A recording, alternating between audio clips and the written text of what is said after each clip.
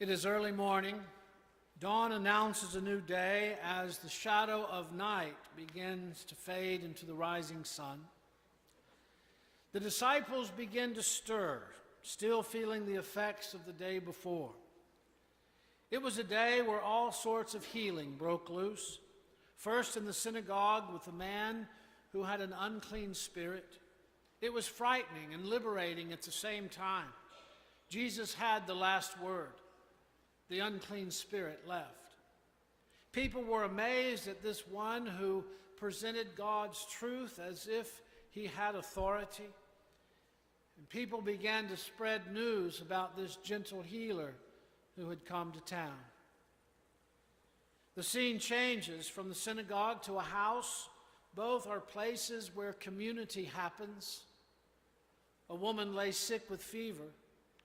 It's Simon's mother-in-law, and Jesus lifts her up in the same way that God will lift up Jesus in the tomb.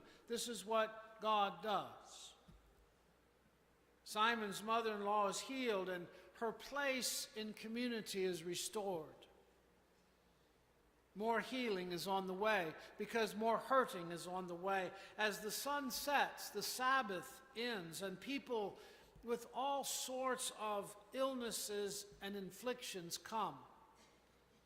Mark tells us it's the whole city that gathers in front of the door, waiting for Jesus to touch them, waiting for Jesus to heal them. And it's all kinds of people as Jesus heals and cares and restores, setting them free from illness and possessions to be the person God created them to be.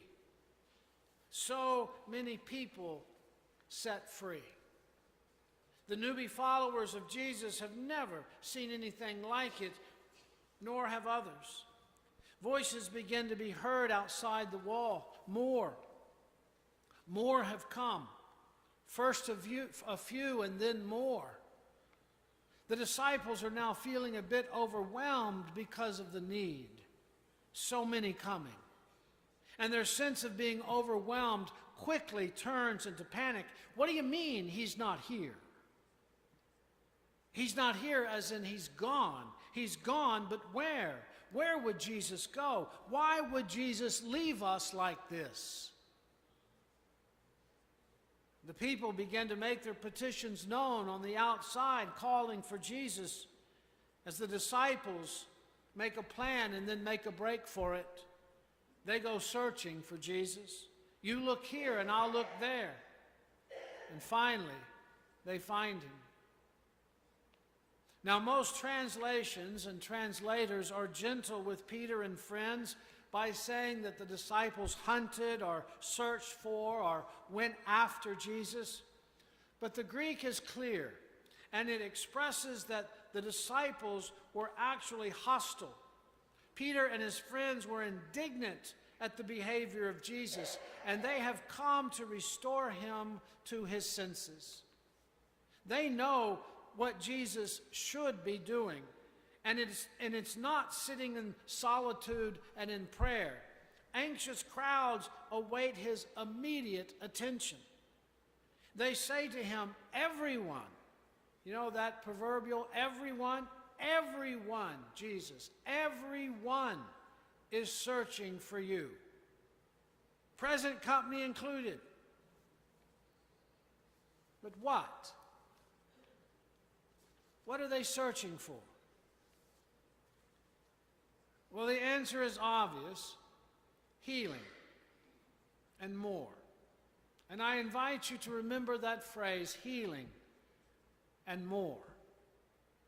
In the day of Jesus, illness bore a heavy social cost. Not only would a person be unable to earn a living or to contribute to the well-being of a household, but their ability to take their proper role in the community, to be honored as a valuable member of a household or a town or a village, would be taken away from them, leaving them with a lost sense of purpose. Peter's mother-in-law is an excellent case in point. It was her calling and her honor to show hospitality to guests in her home. Cut off from that role by an illness, cut her off from doing that which integrated her into her world. Who was she when no longer able to engage in her calling? And Jesus restored her to her social world and brought her back to a life of value by freeing her from her fever. He restored her dignity and her honor, healed and set free to do. It's very important to see that the healing that Jesus gave and that Jesus gives is much more than just feeling better. Healing is about restoration. It's about being restored to community. It's about restoration of a calling, of a role, as well as restoration to life. For life without community, life without calling, is bleak indeed. The same is true for us today. Talk with someone who has recovered from a long illness, physical or mental, and they will tell you how good it is to be back. Did you catch that phrase? To be back, as if they had gone away. And to some degree, they have. They've gone without ever actually leaving. What do they mean, it's good to be back? You'll hear them say, it's good to be back at work. It's good to be back at church. It's good to get back into the swing of things. Aren't they saying it's good to be restored? It's good to have my place and my purpose again. Isn't that what they're saying? I think so. And I think we recognize that, and that we celebrate that when we say to them, welcome back. It's good to have you back. Back into what? Back into community. One's place in community. The disciples say to Jesus, everyone is searching for you. And what began in the front yard? I want you to think about this. It dawned on me this week. This is just mind-boggling. What began in the front yard of Simon's mother-in-law's house continues today. What began in a front yard birthed a movement that continues today. People recognizing the need for healing in their lives and realizing that this healing is somehow offered by Jesus, found in Jesus, seen in Jesus, who reveals to us God's desire for all to be whole and to be free, to be and to do what God calls us to be. In Mark's gospel, time and again, we see God's commitment to stand against and to push against all the powers that keep us from abundant life. All of that beginning in the front yard of people feeling the need to come to Jesus, to be healed.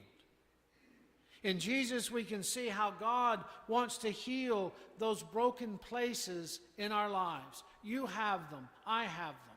We all have them. Freeing us from the many things that harass us and oppress us, burden us. Freedom from sin that creates that brokenness and that separation between God and others and self. Freedom from fear. Freedom from loss, despair, insecurities, and all manner of things that plague us. As we see in today's passage, Jesus frees Peter's mother-in-law from illness. He frees crowds of people from disease and possessions as well. Jesus frees us not only from things that seek to oppress us, but also for a life of purpose. Jesus frees us so that we can live a life of purpose, of meaning, and good works. God's healing frees us so that we might live into our God-given identity and potential, claiming our calling as children of God and joining God in the mission of love and in the mission to bless the world. What began by a few gathered folk in a front yard of a woman whose name we will never know continues today. People are hurting. People come in need of healing. People are searching for purpose, for meaning, for validation, for someone to point to them and say, "You matter." People are searching for a way back, to come back, to be welcomed back. Dr. Carolyn Lewis, a preacher and professor, wrote, "I think a lot of us spend a good part of our lives living on the periphery of ourselves." I think that's worth saying again. I think that's a powerful statement.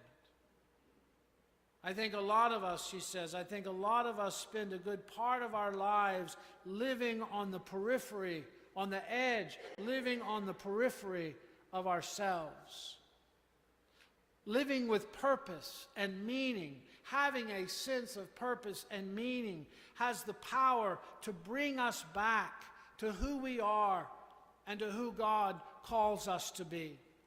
Healing from God brings us back from the brinks of our lives, from despair, from disease, from desperation, to live.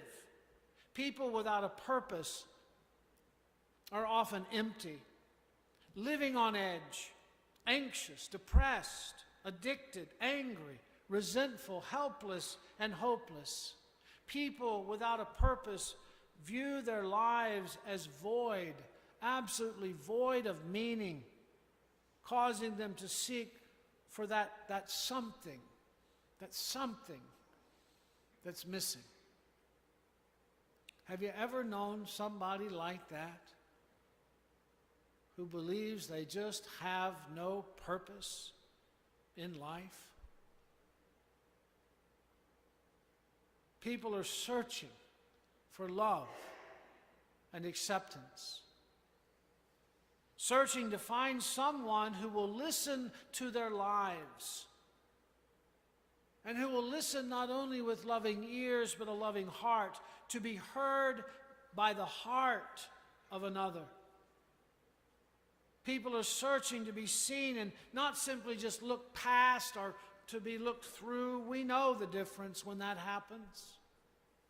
People are searching to touch and to be touched appropriately, with respect and honor, to touch and to be touched without the fear of being exploited or misunderstood. People are searching for a place where they can be their authentic self of who God has created them to be, a place that often calls them back from the periphery of themselves to who they are and to who they want to be. People are searching for a place that will lift them up when life knocks them down, searching for people who will lift them up when they have fallen in the judgmental eyes of others and self. People are searching for a place that lives in the tension between accountability and forgiveness, searching. And when found, healing takes place. Healing and more. Where on earth can we find such a place? Dr. Gerald May, who is a medical doctor who practices psychotherapy in Washington, D.C., writes of the importance of community in the healing process. God's grace, he writes, through community involves something far greater than other people's support and perspective. The power of grace is nowhere as brilliant nor as mystical as in communities of faith. Its power includes not just love that comes from people and through people, but the power that pours forth among people, love that pours forth among people, as if though the very spaces between one person and the next are filled with that love. Just to be in such an atmosphere, he says, is to be bathed in healing power. Where on earth can such a place be found? The church? The church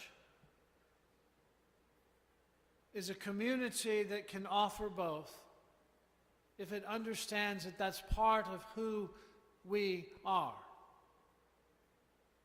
Offering a place of healing.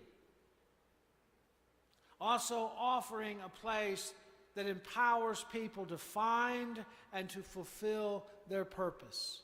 To help people say, I have a purpose in life.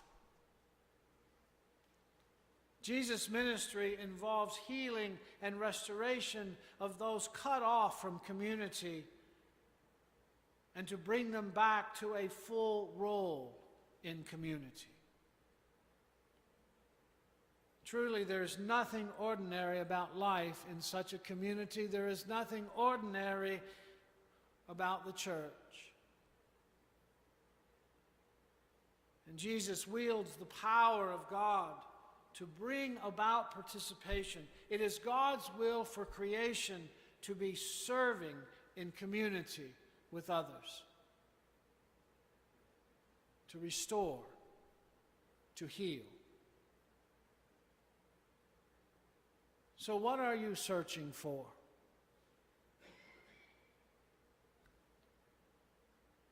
Who are you searching for? Healing and more? Well, you've come to the right place. Welcome back. Even if this is the first time that you've been here. Amen.